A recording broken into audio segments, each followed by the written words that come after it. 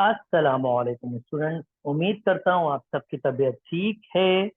एक और entry test preparation video series for engineering university के साथ मैं आपके सामने हाजिर हूँ।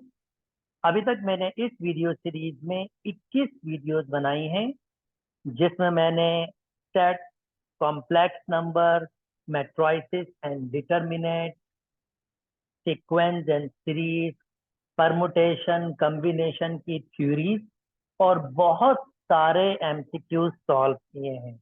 मैंने कम से कम हर कॉन्सेप्ट, हर चैप्टर के 50 से 60 एमसीक्यूज सॉल्व किए हैं, ताकि आपको एमसीक्यूज सॉल्व करना आए और आप किस तरह से अटेम्प्ट करते हैं मैंने वो भी वीडियोस में एक्सप्लेन किया है। ये प्रोबेबिलिटी की तीसरी वीडियो है। इससे प्रीवियसली मैंने एमसीक्यू सॉल्व किए थे प्रोबेबिलिटी के। आज मैं प्रोबेबिलिटी चैप्टर को भी वाइंड अप करूंगा। लास्ट टाइम तक जो मैंने एमसीक्यू सॉल्व किए थे दोस्तों, वो 31 तक थे। आज मैं सॉल्व करूंगा 32 से।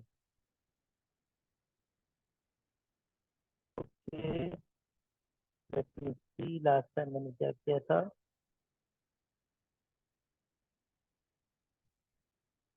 ये 32 से स्टार्ट करूंगा। ओके जी, प्रॉब्लम आपके पास है।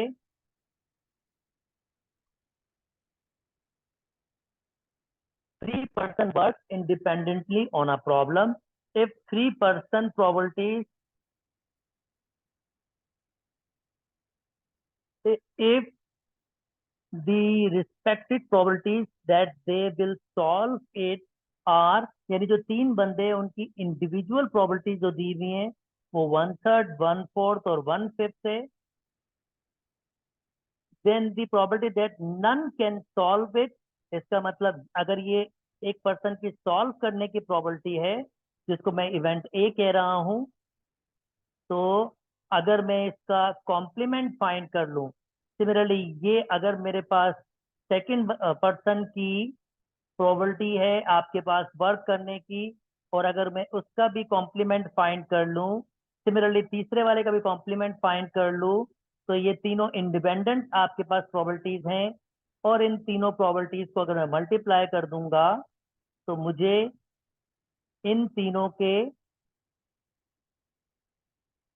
प्रोबेबिलिटी मिल जाएगी। जो तीनों काम नहीं कर पाएंगे उसकी प्रोबेबिलिटी मिल जाएगी। तो वो बहुत सिंपल है। अगर ये 1/3 इसकी प्रोबेबिलिटी है काम करने की, तो 2/3 इसकी प्रोबेबिलिटी होगी काम ना करने की। यानी तीन हिस्सों में से अगर एक हिस्सा है जो वो काम कर सकते हैं, तो दो हिस्से ऐसे होंगे जिसमें वो काम नहीं कर सकेंगे। सिमिलरली अगर चार में से एक हिस्सा है काम कर सकते हैं, तो तीन हिस्से 3/4 इसकी प्रोबेबिलिटी वो होगी जो काम नहीं कर सकी।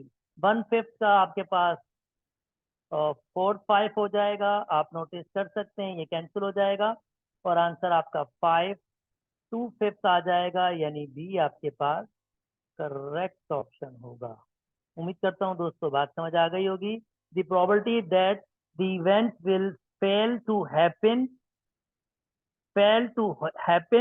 यानी एक इवेंट है जिसमें जिसकी प्रोबेबिलिटी क्या है, तो वो जो इवेंट है, वो जो भी चीज है, वो फेल्ड हो जाएगी, उसकी 0.05 है।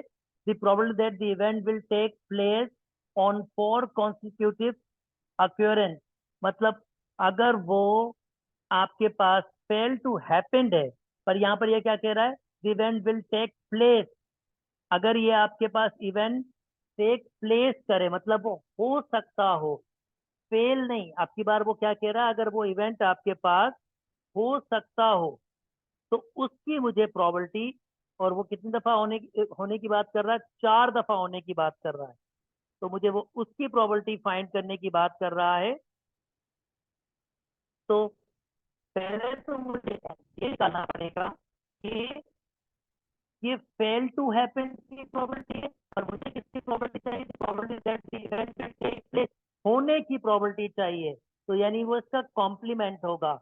और कॉम्प्लीमेंट हम कैसे निकालते हैं? बहुत सिंपल, हमें इस प्रॉपर्टी को 1 से माइनस करना होगा। तो आपके पास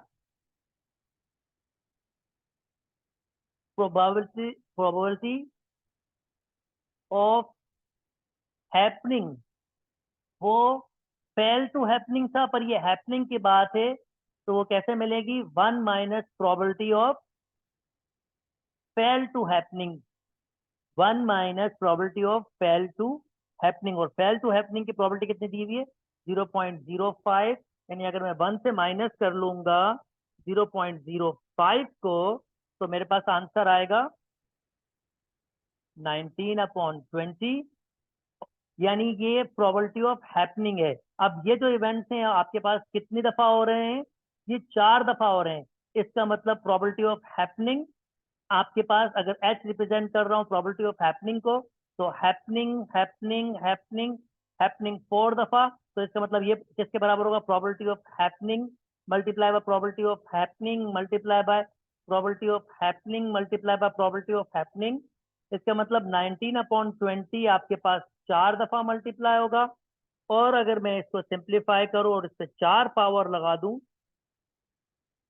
तो दोस्तों मेरे पास जो आंसर आ रहा है वो आ रहा है 0.8145। 0.8145 डी आपका करेक्ट ऑप्शन है। उम्मीद करता हूं मैं अपनी बात समझा पाया हूं। अच्छा जी, if a probability of a baby, if a probabilities of a boy and girl to be born are same, मतलब दोनों के हाफ चांसेस हैं, जिसको मैं प्रोबेबिलिटी कह सकता हूँ 1/2 इसका भी है, 1/2 इसका भी है, मतलब दोनों ही आपके पास हो सकते हैं, इक्वली लाइकली हैं। देन फॉर चिल्ड्रन फैमिली, अब जैसे वो फैमिली जिसमें 4 बच्चे आपके पास होते हैं, the probability of being at least 1 girl.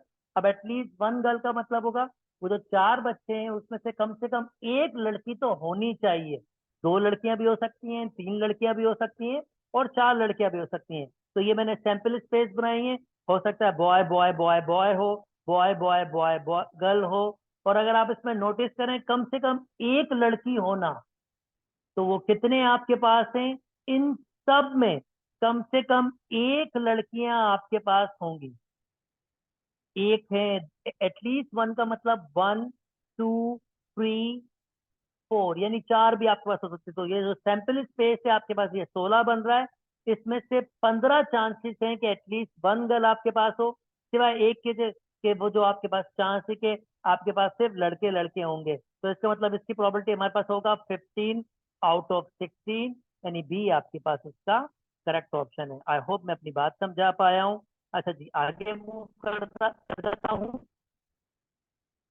A man and his wife appeared for an interview for 2 posts. मियाँ बीवी दो पोस्ट, दो आपके पास अपेयर हुए हैं इंटरव्यू 2 पोस्ट के लिए। The probability of a husband selected, वो जो हस्बैंड वाला है पोस्ट है उसकी सिलेक्शन 1/7 है, एंड द वाइफ सिलेक्शन आपके पास 1/5 है। What is the probability that one of them are selected? इसका मतलब ये आपसे बोल रहा है प्रोबेबिलिटी ऑफ 1 सिलेक्ट, हो सकता है पहला सिलेक्ट हो जाए और दूसरा आपके पास रिजेक्ट हो जाए। ऐसा भी तो हो सकता है आपके पास। इसमें हम कह सकते हैं हस्बैंड सिलेक्ट हो गया और वाइफ रिजेक्ट हो गई। और इसमें हम कह सकते हैं कि आपके पास वाइफ सिलेक्ट हो गई और हस्बैंड रिजेक्ट हो गया। यानी अगर मैं इसको और बेहतर तरीके से लिखूं, अगर एच रिप्रेजेंट कर रहा है आपके पास, अगर एच रिप्रेजेंट कर, जैसे इसको मैं ऐसे करूं, अगर एच रिप्रेजेंट कर रहा है हस्बैंड को, probability of a husband to win H. और अगर आपके पास डब्ल्यू रिप्रेजेंट कर रहा है probability of wife to select, तो अगर हस्बैंड सिलेक्ट हो जाता है और वाइफ रिजेक्ट, मतलब इसका कॉम्प्लीमेंट, एक ये पॉसिबिलिटीज हो सकती है। एक पॉसिबिलिटी ये भी हो सकती है आपके पास कि वाइफ सिलेक्ट हो जाए और हस्बैंड रिजेक्ट हो जाए। तो ये दो ही पॉसिबिलिटीज आपके पास हो सकती हैं।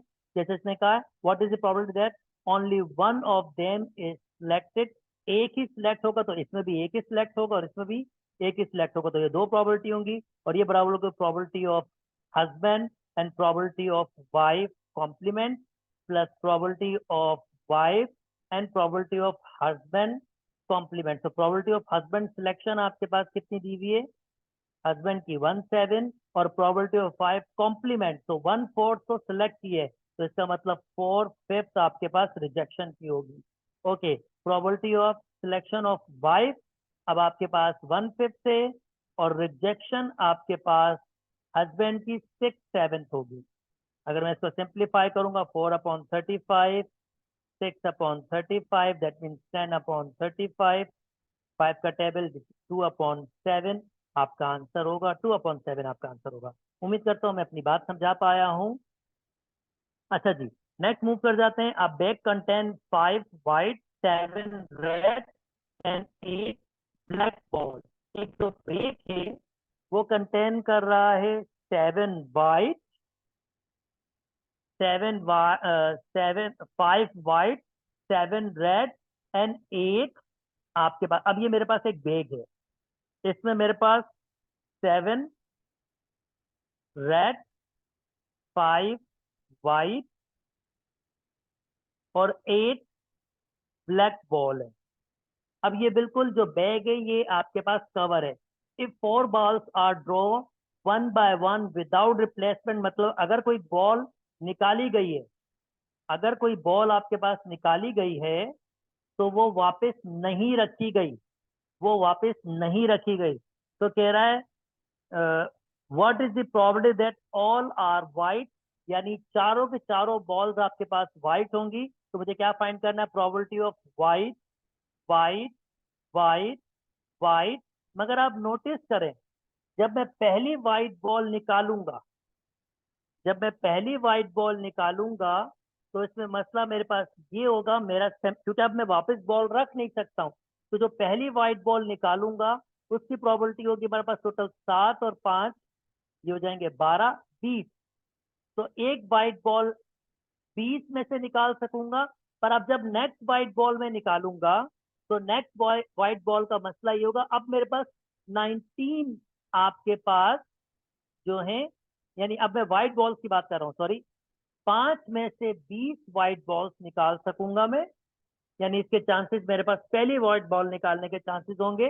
अब जब मैंने एक बॉल निकाल दी है तो मेरा सैंपल स्पेस चेंज हो गया है, क्योंकि मैं वापस वो बॉल रख नहीं रहा हूं। तो इसका मतलब अब मेरे पास 5 में से 4 व्हाइट बॉल हो जाएंगी और मेरा सैंपल स्पेस भी 19 में से होगा।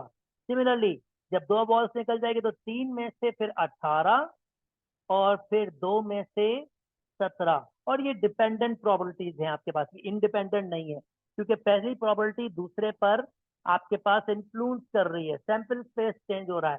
तो ये आपके पास डिपेंडेंट की कंडीशन है। तो हम इसको इस तरह से कुछ सॉल्व करते हैं। मैंने इसको शॉर्टकट में आपको दिखाया है, कटी डायग्राम बनता है, लंबा थोड़ा काम होता है, पर मैं आपको इसका शॉर्टकट मैंने आपको एक्सप्लेन किया है।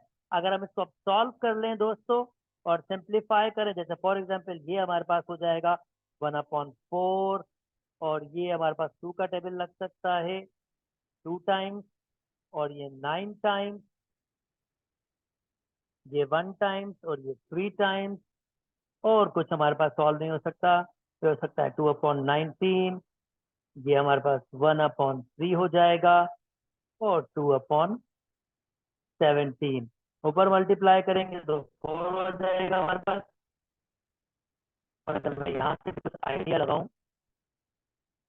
2 2 4 और कुछ भी कैंसिल नहीं हो रहा। ओके, ये हो रहा है 1 टाइम्स 2 टाइम्स, तो स्टिल कैंसिल हो रहा है।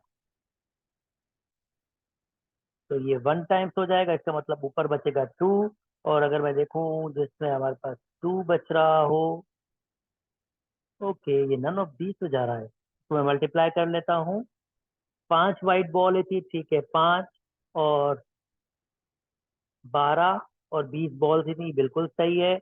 तो इसका मतलब अगर मैं इसको सिंप्लीफाई कर लेता हूँ तो आपके पास जो आंसर आ रहा है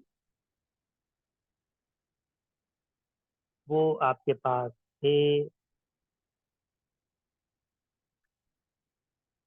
1/169। ये किधर मैंने कुछ मल्टीप्लीकेशन में या कैंसिलेशन में कुछ गड़बड़ की है। बहरहाल दोस्तों, मैंने आपको टेक्निक सिखाई है, इसी को आप सिंप्लीफाई करेंगे, ये मैंने सॉल्व भी किया है विद कैलकुलेटर, तो मेरे पास आंसर जो आ रहा है 1/6969 है। आप खुद से सिंप्लीफाई कर लेंगे, this is not a difficult task, पर मैं जिस टेक्निक थी जो मैंने आपको एक्सप्लेन कर दी है, इसी को सिंप्लीफाई करेंगे, इसका आंसर आ जाएगा 1/969, यानी ए आपका करेक्ट ऑप्शन है। चलें जी, आगे मूव कर जाते हैं 37 में। अ बेग कंटेन, ठीक है जी, ये कौन सा वाला है? अ bag contain 3 white, 3 black and 2 red ball, one of the 3 balls are draw without replacing the probability of, चलें जी, ये अभी मैंने ऐसे ही एक्सप्लेन किया है, खुद से ट्राई कीजिएगा। वो ये आपके पास डिपेंडेंट प्रोबेबिलिटी वाला है, तो आप प्लीज इसको खुद से ट्राई कीजिएगा। Probability of obtaining this sum 8 in a single throw, ये मैंने बहुत पिछली आपके पास वीडियो में एक्सप्लेन किया, ये तरीका आप इसको खुद से ट्राई कीजिएगा। ओके, नेक्स्ट आपके पास for any event A, probability of A and probability of its complement is always equal to 1, ये करेक्ट ऑप्शन है। A box contains 3 white, 2 red balls, a ball is draw and another ball is draw without replacement, ये मैंने अभी आपको explain किया दोस्तों, ये आप खुद से ट्राई कीजिएगा। ओके, प्रोबेबिलिटी चैप्टर भी आपके पास वाइंड अप हुआ। उम्मीद करता हूँ दोस्तों आपको बात समझ आ रही होगी। अगर आप कोई भी डिफिकल्टी हो तो आप कमेंट में मुझसे पूछ सकते हैं। काइंडली मुझे सजेशंस दीजिए मैं किस तरह से और बेहतर तरीके से इसको कर सकता हूँ। अपना बहुत ख्याल कीजिएगा। अगर मेरी वीडियोस पसंद आ रही हैं तो काइंडली लाइक कीजिए, सब्सक्राइब कीजिए और दोस्तों के साथ शेयर कीजिए। अपना बहुत ख्याल रखिएगा। अल्लाह हाफ़िज़।